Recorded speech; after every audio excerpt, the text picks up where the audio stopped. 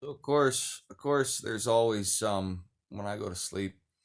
Usually, whatever I did right before I went to bed, some of that is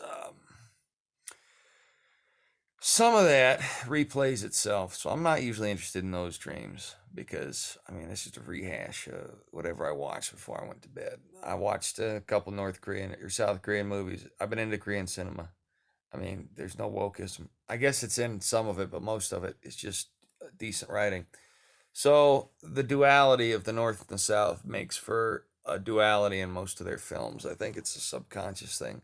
I had some of that, but the second part, I was I don't know if I was working or visiting an old place of work, and I could never do this again. I used to work at a call center in Fort Collins called Center Partners, and it's closed down, so I could never go back, you know. But in my dream, I was there, and I wasn't quite a senior representative. I don't know what I was doing there. I know some virus, some illness had taken its toll on society, and people who had had the illness around their elbow, they would have a little football shaped, tardigrade shaped sort of scale, like right there. And if they had that, they had this thing. I don't know if that was related to the vaccines or what, but they had this thing, and it also was related to perversity in some way. Like if somebody was getting up to stuff they shouldn't have, um, San Francisco type stuff, they might have this. So I remember there was some kid in his early 20s who had that. And listen, I'm not in favor of the rainbow movement at all, at all. I don't support it, but I don't hate people in it, even in my sleep. Because I took in my dream, I took pity on this kid. I didn't see that and hate him. I thought, oh, this poor kid, he needs some help. So he was looking for some promotion, and I said, all right, fill out your application, and I'm gonna hand you. I handed him my resume for some reason. I think it was to prove that I was a real because I had listed like this job that I'd worked on. I said, all right, now you go and hand that to Nick. He'll know what to do, and he'll give you something because apparently Nick I had worked with, and now he was up the chain. So in my dream, I helped this guy out, even though I knew he was he had this scale on his elbow. Um, so I don't know what that says, but it, subconsciously, I mean, I can't control that.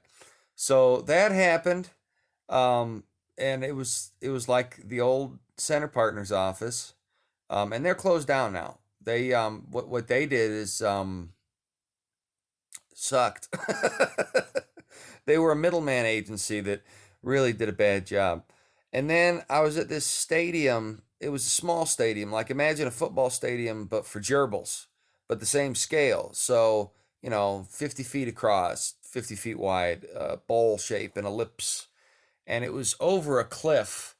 But yeah, it was a cliff. It looked like Grand Canyon, but when you looked over, you looked down, you could see the ocean. And there's this really tall, skinny black dude. He ran to the top of it and jumped over, and everybody thought he jumped, but this kid, I don't know who the kid was, crawled up and looked through the slats, and they were totally clear, like not normal bleachers, totally clear.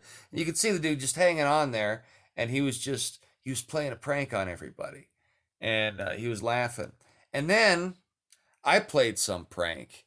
Uh, there was a guy. It was still in the Center Partners building. I think this was actually before the guy hanging there laughing over, and the kid's like, "Mommy, I want to go to the ocean."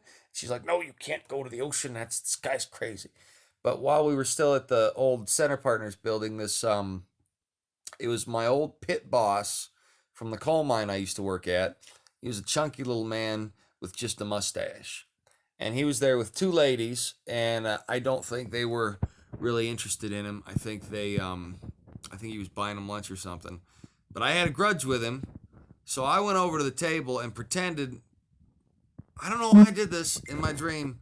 I went over to the table and pretended I was gonna take an article of clothing off, and he freaked out. And then I was like, "Hi, gotcha," and left. And I'm sitting here thinking, "What the heck?" Uh, so I mean, it's a dream journal.